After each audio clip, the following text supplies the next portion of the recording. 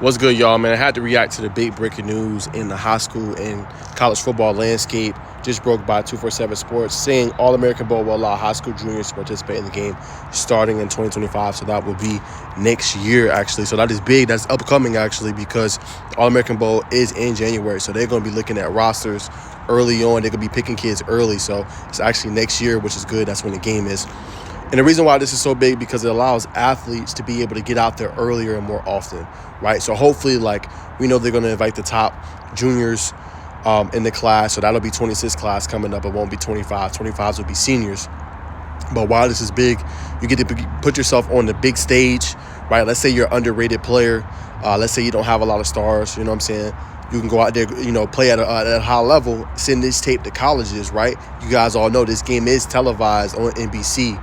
So this allows you to be able to put good tape out, and you can send it to colleges. And as you have another year. So a lot of times, while the game doesn't have the same allure, is that these kids have already decided where they're going. A lot of kids are signing early National Signing Day in December 20th, right? They're signing then instead of the signing day that's coming up on Wednesday in February, right? So this allows the kids, after them, to have an opportunity to put it on display and potentially get even more offers rolling in and potentially put more of a spotlight on them. So I think this is big news. I'm super happy for this. I think they're doing the right thing. I think this is going to only benefit the kids going forward and allow them to be able to kind of put themselves on the spotlight early on.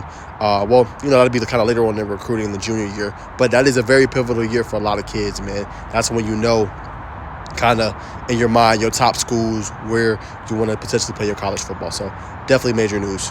Also, this is making a big comeback. I was able to go to the U.S. Army Bowl here in Atlanta, it's Gainesville specifically. And, it's a lot of fun, man. It got 21 plus different destinations and locations.